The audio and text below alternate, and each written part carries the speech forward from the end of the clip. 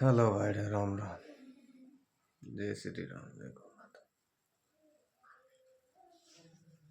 भाई, मजूरी माथे बात है। मजूरी तो पूरे दादो ही घणी करी। मजूरी माँ बाप भी हुई जड़ करी, और मजूरी आप ही करो, क्योंकि नौकरी तो आप और किस्मत हम लिखी को नहीं। पहली बात तो पढ़िया नौकरी मिली को। और मैं देखो आप एक सोशल मीडिया में एक वीडियो बना डेली चार दो, और